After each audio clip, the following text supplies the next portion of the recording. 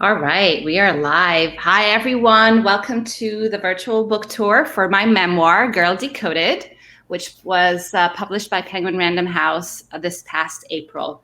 For those of you who are tuning in for the first time, every Wednesday at noon Eastern, I'm live streaming conversations with other innovators and entrepreneurs to discuss themes in Girl Decoded, ranging from emotion AI and innovation to AI ethics, leadership, women in technology, diversity, and the importance of global perspectives in technology and business.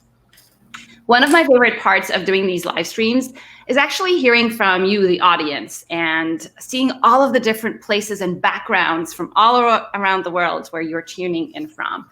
So if you are with us here today, please feel free to share your questions and your thoughts in the comments, and we'll hopefully get to them throughout the conversation. And don't forget to let us know where you're tuning in from. A few housekeeping items before we get started. Like we do every week, we'll be giving away 2 copies of Girl Decoded to people who are tuning in today with us. To be entered to win a copy, post a question or a comment, and we'll reveal the winners at the end of today's live stream. And if you want to be sure not to miss future live streams, be sure to follow me on both LinkedIn and Facebook so that you will be notified when I go live. So for today's conversation, and I think it's really timely, I wanted to have a discussion around what it takes to lead an international team and what does it take to foster cross-cultural collaboration. This was especially true, of course, pre-COVID, but it's even more important today as we're all working virtually in distributed teams. And so if you have any thoughts about what has been particularly challenging about working remotely, but also if you have any best practices and tips of how you've made it work for you and your teams, please feel free to share those with us. And today I'm super excited to welcome my guest and longtime friend, Manal Ramsis. She is the managing director of our Cairo operations and our Cairo presence. Welcome, Manal. Thank you. It's great to have you with us today. Thank you. Before I turn it over to Manal to share her story, which is really amazing, and we're so grateful to have her on board our team, I wanted to give a little bit of maybe the backstory and the context of how and why we ended up with an Affectiva Cairo office and then a Cairo kind of center of excellence is really how I like to think about it. As you all know, I'm Egyptian. I grew up around the Middle East. And I, went to the American University in Cairo for my undergrad. So did Manal. So we have that in common. And that, experience really provided kind of the springboard for my career. And it was a very formative number of years for me. And I've continued to be involved in that organization. I'm currently a trustee of the American University in Cairo. I'm just very grateful for everything they've done for me. And I really believe in how they are building the next generation of talent in Egypt and beyond. And I remember when I was applying to Cambridge University, I had to write a personal statement in addition to my research statement. And I wrote back then, this is like 22 years ago. And I remember writing that I really, really wanted to establish a research function in Cairo that is focused on computer vision and machine learning, because I felt that was a real gap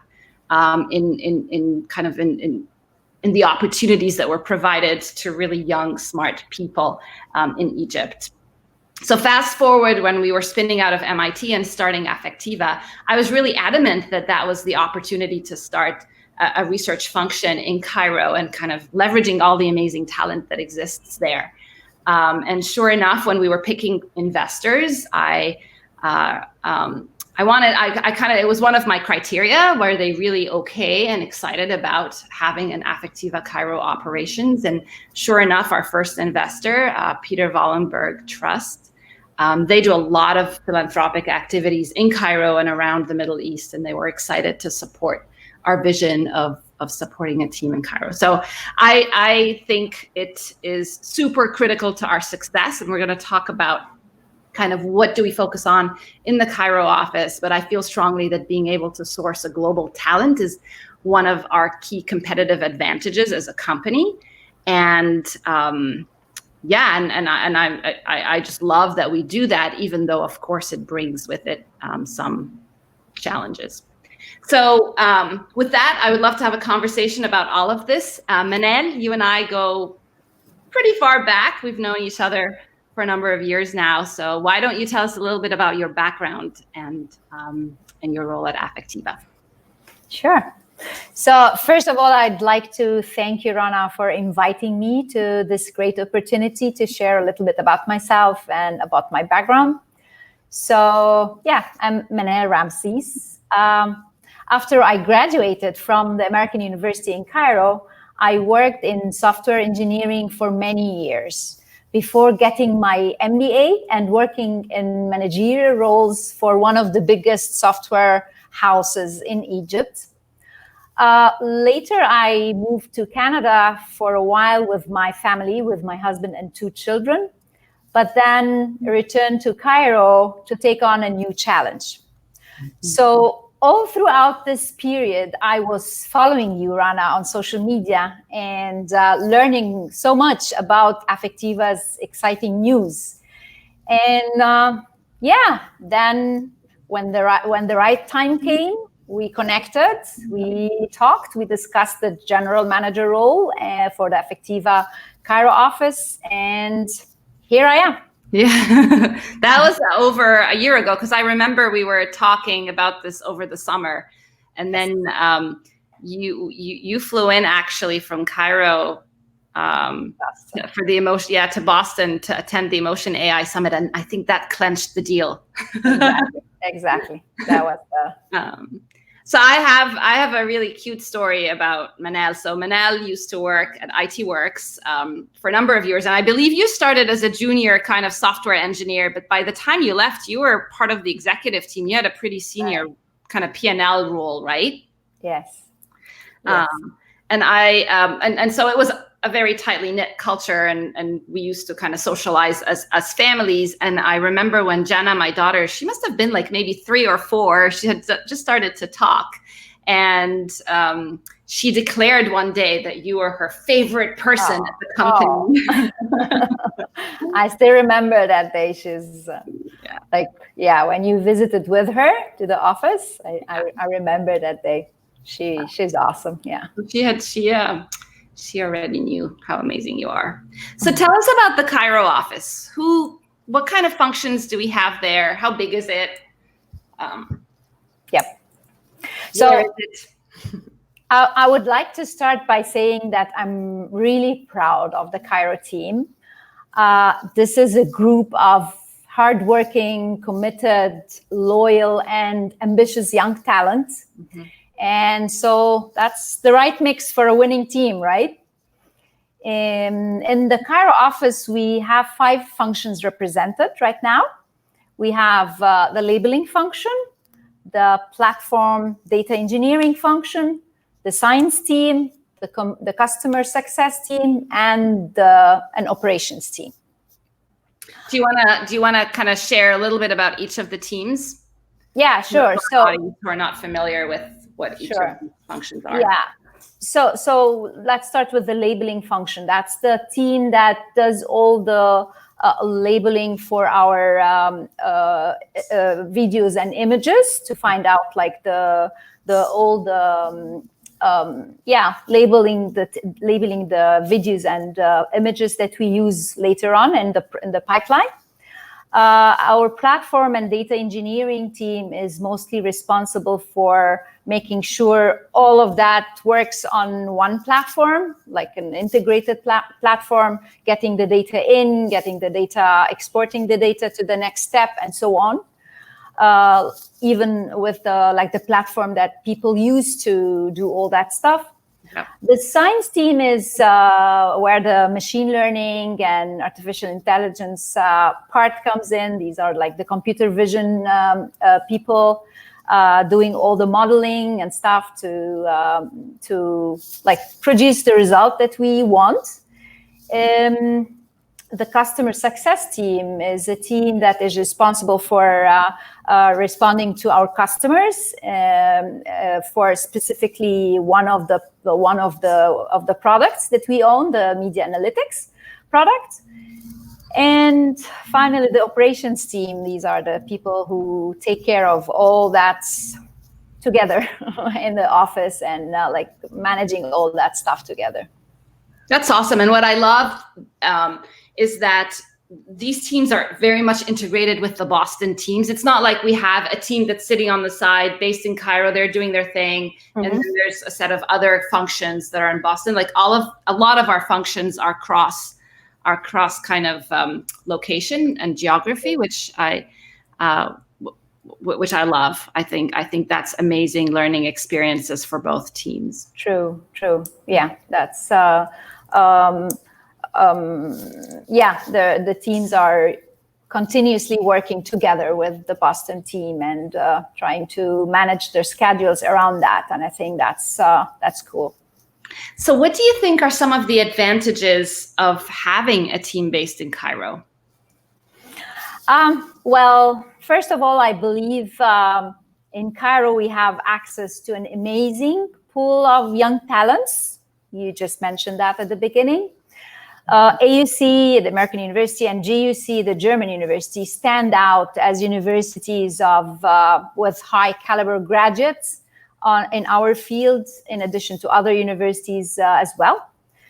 Another huge advantage I see is of having our offices operate in different time zones, and specifically in Egypt, is better access to the European time zone, which is a huge plus for our European clients and partners.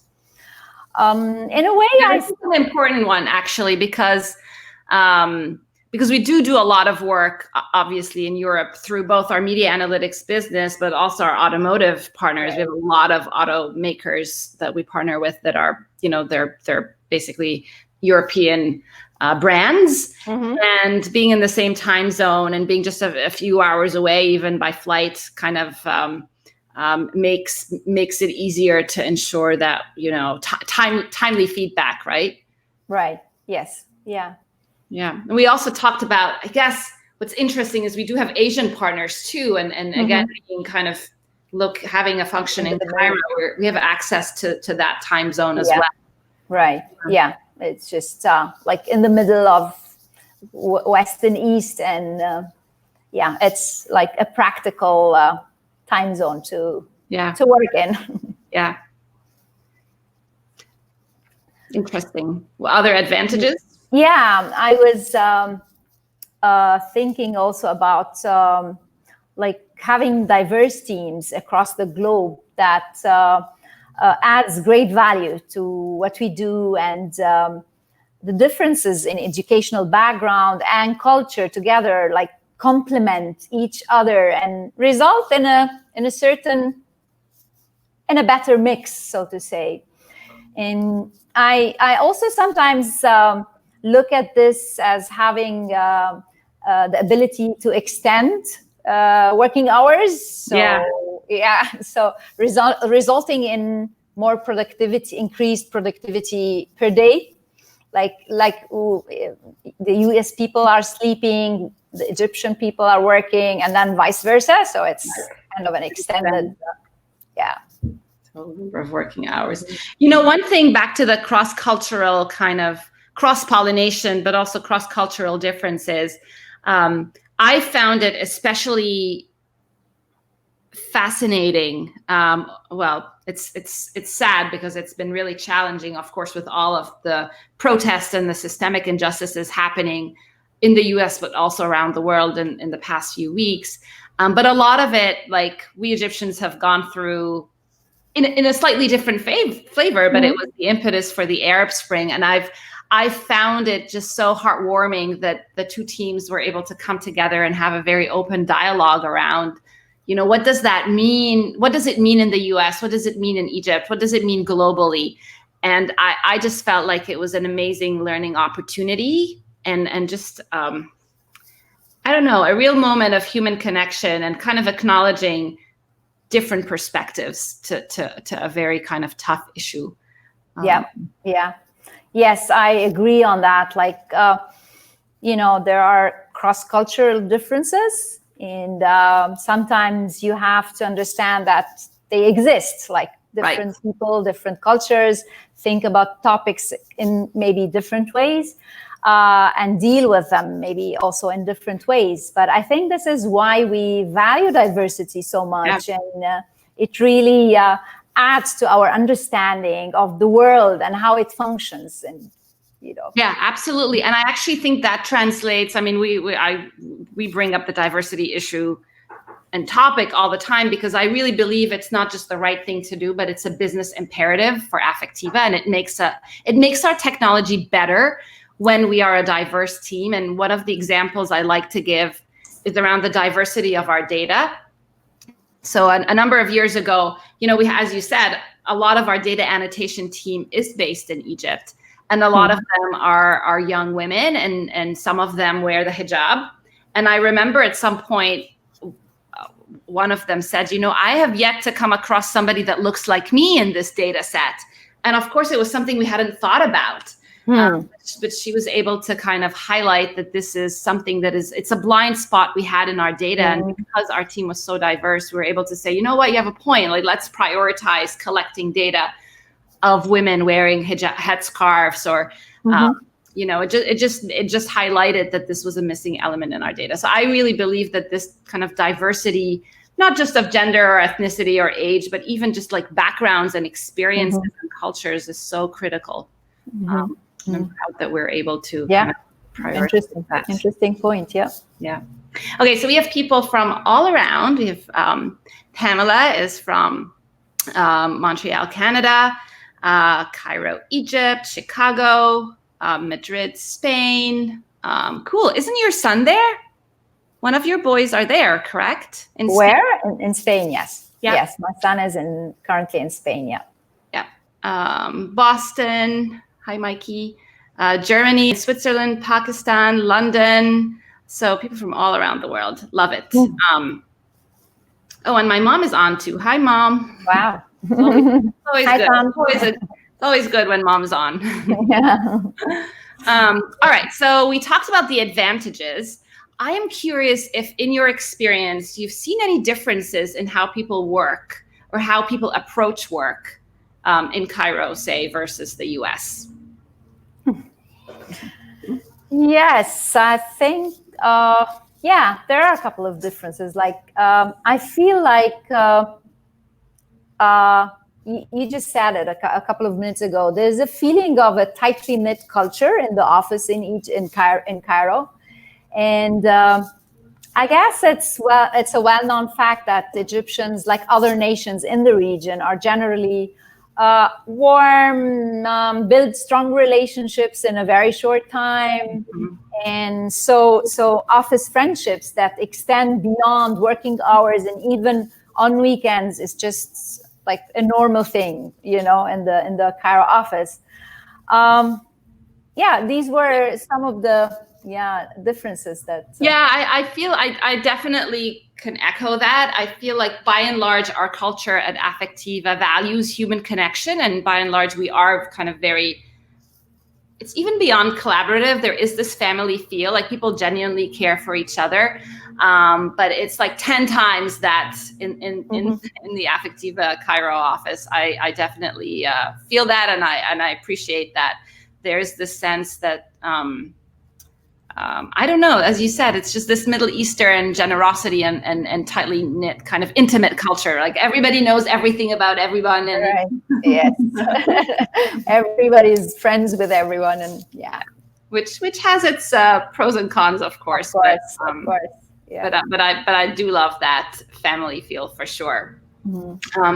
How do you, and this is something I remember we talked about when we started kind of having conversations about bringing you on board about a year ago.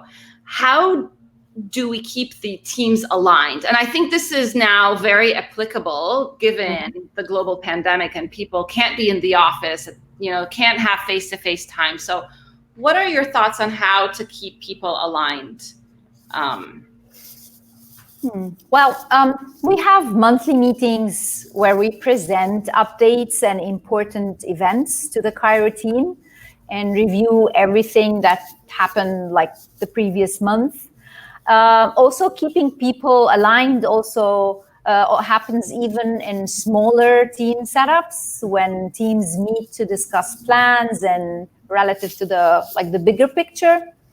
When we were in the office, we had a common weekly lunch hour, but now we had to replace that with a virtual lunchtime where we use this time to connect, sometimes by asking team members to walk us through a typical workday in their functions, so we learn more about them, but also just by playing fun games together. And people absolutely love this time.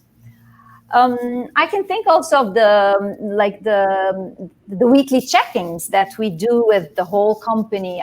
I'm sure this is also a good way that helps align teams in different offices. Yeah, this is something we've now been doing for a number of years. Every Wednesday, we have an all hands on deck meeting, it's an opportunity for people to give updates and get on the same page. But also my favorite part of it is what we call the Rockstar nominations. So we have about 5 or 6 core values that are very important to us as a company. For instance, human connection, getting stuff done, having integrity, and basically once a week, anybody can nominate a person who has exemplified these core values. And I found that it gives an opportunity, again, for various team members who maybe don't have a chance to interact with each other to see, Mariam, did great this week, even though you don't work directly with her, but then you see that she's been doing amazing work, and it's an opportunity to highlight people's work. Right. I love those. Yeah, this part has become really a very exciting part of the meeting, right? Yeah. Especially right now, we were just talking about this offline. We have a number of key milestones that the teams have been really hunkered down and really focused on. And so we've had a couple of weeks where there's just been a lot of thank yous and a lot of gratitude notes and rock star nominations. So love it. It's been so heartwarming to see those. I'm just kind of scanning the questions. This is a good question from Pedram. Hi, Pedram. Hi, Rana. I'd like to know your opinion on how to balance work from home and lab work. Is there a rule for minimum in-person interactions at workplace? This is a kind of a really interesting question. So I would say at Affectiva, our work splits into 2 big buckets. One is kind of, as you kind of think of software development, machine learning, business development, all of that can be readily done from home. But then we have our data collection team, and this is the team that's responsible, especially in the automotive space, where we have our own data collection lab. People come in, they drive cars around while we collect data from the car. It could be, the driver's state or the other occupants in the car. Even we sometimes simulate people forgetting objects in the car, leaving their child behind, kind of simulated examples like that. And that data becomes really critical. Part of it becomes our training data set, and part of it becomes our test set. That function has come to a complete stop during the pandemic, and we're only now just beginning to reopen basically our data collection lab. So that's been an area where I think we've been under. There's more of a sense of urgency to go back and restart these offices.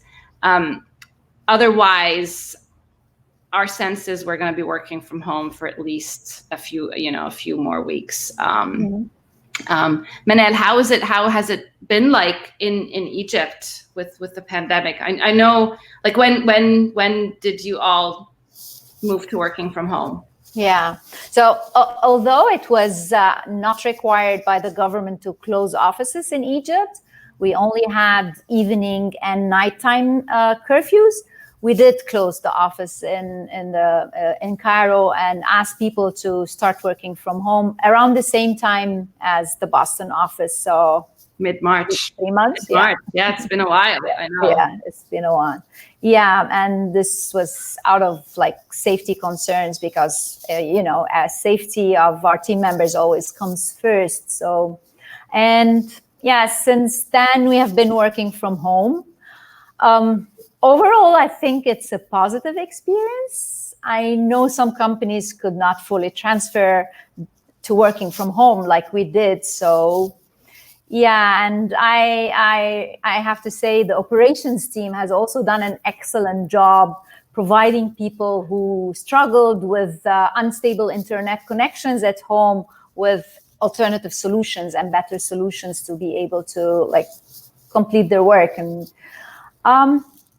right now it's we don't know what's the plan. We're monitoring the situation as it develops, but again, I think we're all looking forward to going back to the office, but when it is safe to do that. Yeah, exactly. It's funny. We love to be first movers, but this is a case where we're not going to be the first movers. We're just going to hold off and just see how things shape up. Yeah. And we were in the middle of relocating to a new office, which was really an exciting event for everyone. But obviously that was put on hold for some time due to the pandemic and we will get back into it. It's going to be an amazing office. I'm super excited to visit when it's all done. So, Yahya has a good question. Where did it go? What is the one thing that you look for in your employees? I'm interested to join Affectiva to work in its media analytics projects, and I'm preparing for it now. I love the go-getter attitude, Yahya. What is the one thing you look for in your employees? Do you want to go first, Manal, and then I can build on that? One thing.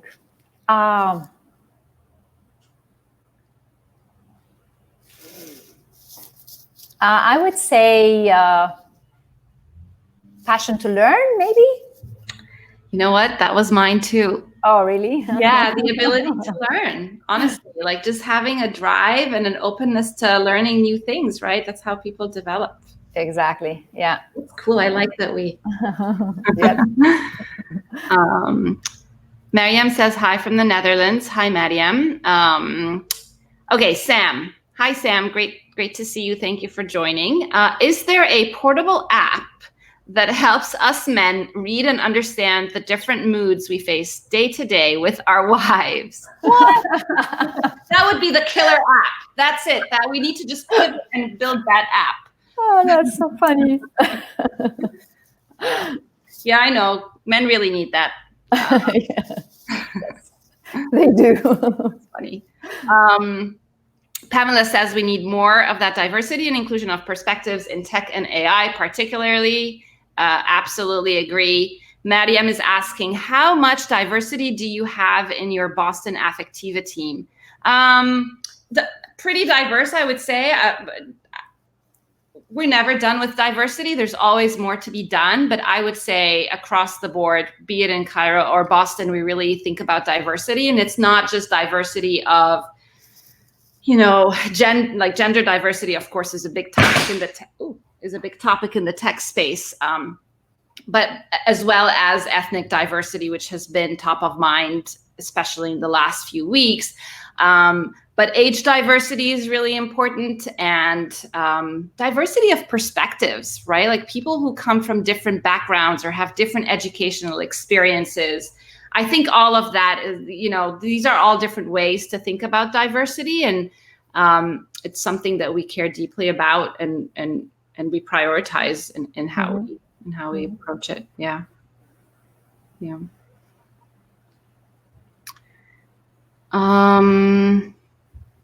A question for Manal from Pamela. How do you manage the navigating of different time zones for you and your staff when working with the Boston office or on projects with clients, for example, and the effects of that on work-life balance, it's a question for Rana too. Do you share the burden of time zone when scheduling staff meetings and town halls? Oh, this is a great question. Yeah, yes, it is a great question. So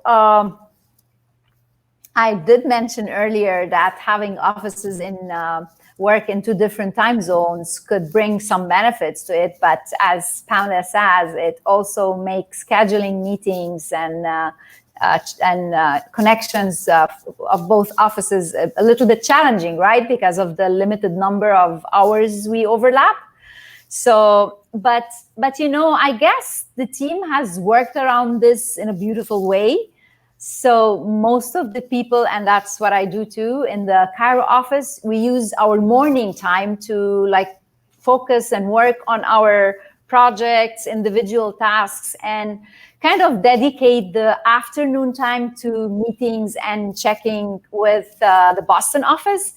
And I guess it's the other way around with the Boston office. Like, you guys wake up in the morning, start with meetings and checkings, and then focus for the rest of the day on other things that you could do without the involvement of the Cairo office. So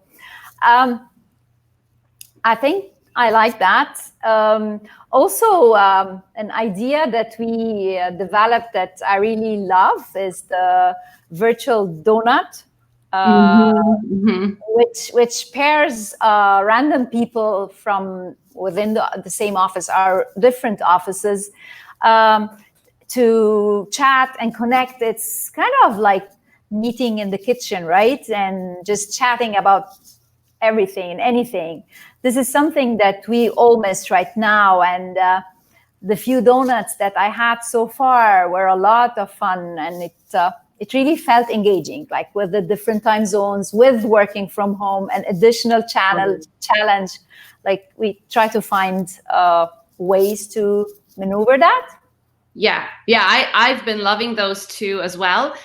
For those of you who don't know what those are, I don't know, our donutting system is integrated with Slack, and it basically literally randomly pairs you up with people who you may not be meeting with on it. Like, I have a certain set of people at the company who I meet with all the time, right? Like, you're one of them, Manal. We're always in meetings together.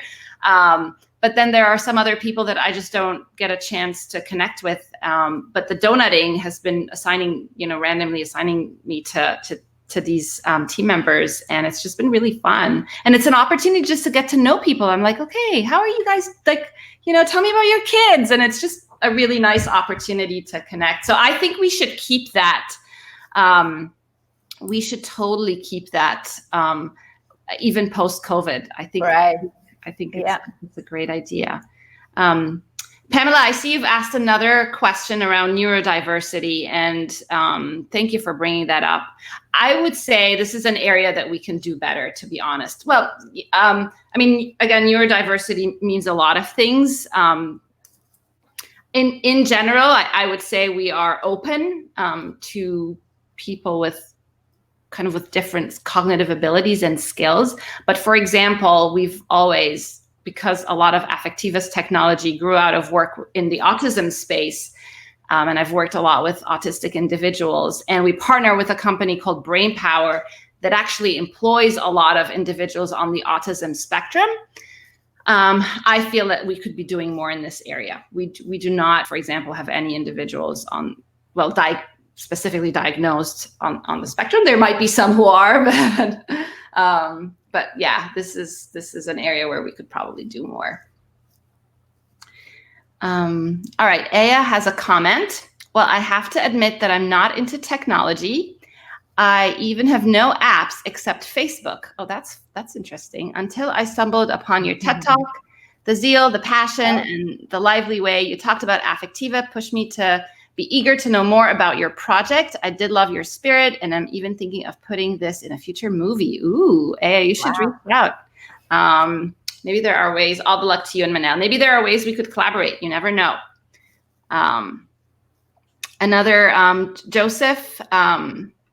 Hi, Rana. How effective have student teams been in delivering AI and machine learning projects for Affectiva? Shukran.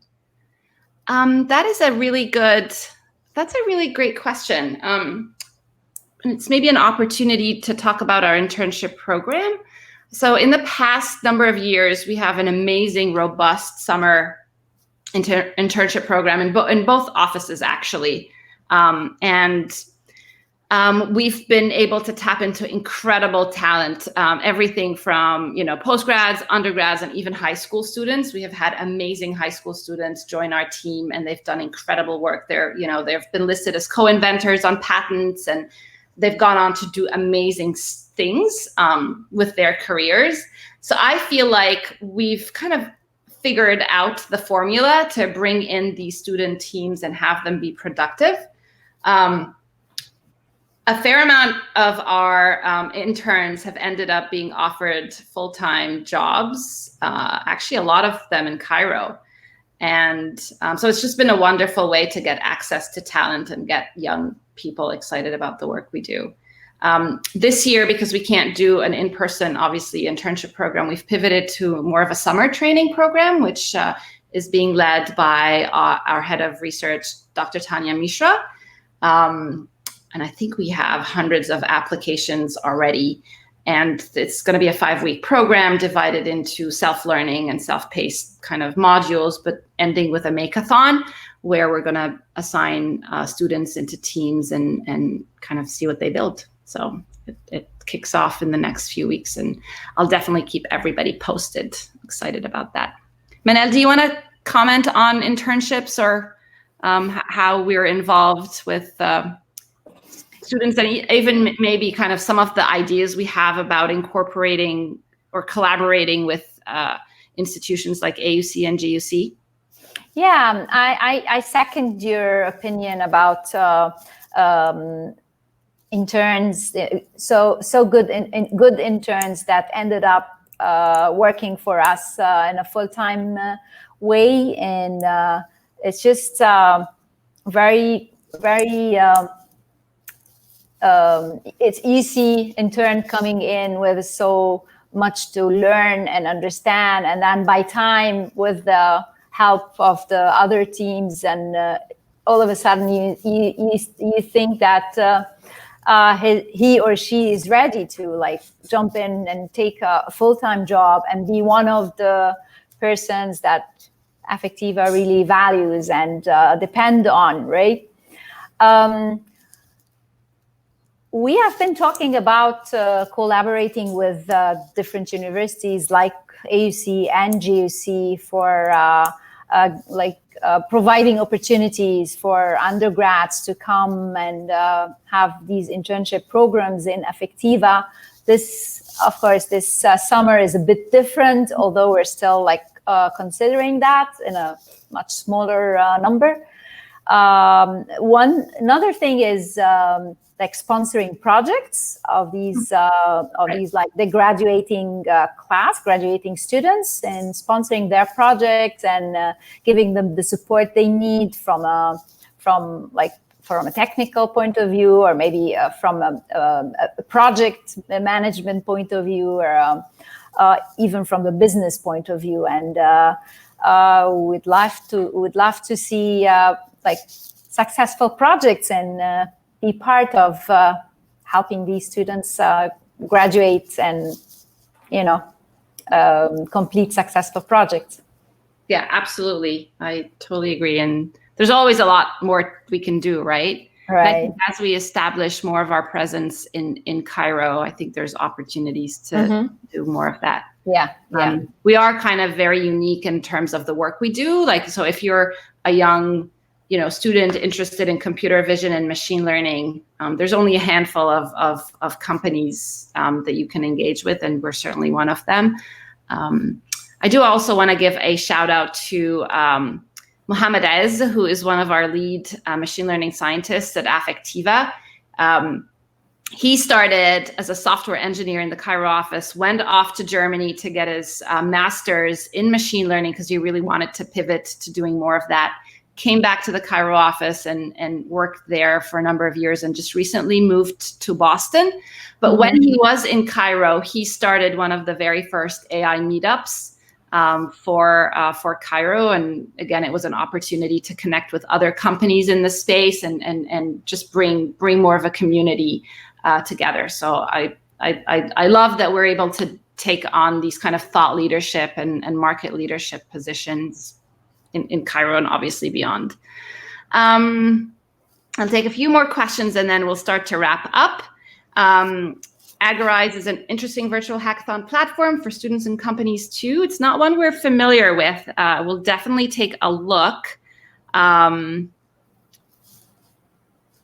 Yeah, and Pamela, if you've been super awesome, engaged with us in the conversation today. It sounds like you have a background in human resources, so maybe we can tap into your expertise for our summer training program, and maybe you can do a short segment on best practices for our summer trainees when it comes to their career. I'll follow up separately.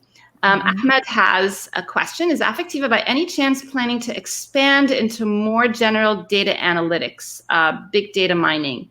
It's something we do as part of our machine learning work. So, so far we have about 9.5 million facial responses from 90 countries around the world of people kind of watching over 50,000 video content. And we have a team that is looking into mining, for trends. Is advertising becoming more sentimental? Are there cross-cultural differences in how people respond to emotions? Like all of these questions, we have the data available to mine it. And so it's something that we definitely do. It's how we provide unique insights to our clients. We could probably be doing more because it's a ton of data, but it's definitely an area of interest. All right, so I'm going to wrap with a question. Manal, what is your vision for the Cairo office? Oh, I have lots of things on my mind, but I see the Cairo office expanding in maybe expanding in not just in team size, but also different functions, representing different functions in the Cairo office. I also see the Cairo office, reaching out to the community to work on different projects, like helping other students and even other less privileged parts of the community that we live in. The culture plays a big role. So building on the friendly and warm culture that we have, building on that and strengthening that much more. I also see a lot of potential in the Cairo office and the leads in the office. Like we have so many really good talent, and I'd like to see them grow and mature and taking on more responsibilities and leading parts of the organization as well. I love that one. Yeah. Lots to do. I think we have a lot of potential, and that team and that operation is so critical to our success. And it's just been wonderful seeing this team come together and grow over the years. And now under your leadership, you're just taking it to the next level, and we're so grateful. So thank you. Thank you. I'm very excited about the next level. All right, so we have our book winners. Ta-da! Drum roll. Joseph Wehbe and Mariam Saif. Congratulations on winning a copy of Girl Decoded. Ta-da! If you read the book, please let me know your thoughts. That's been the best part of getting this book out there. Thank you, everybody, for tuning in again, and I'll see you next week. Thank you, Manal. Thank you, Rana. Bye, everyone.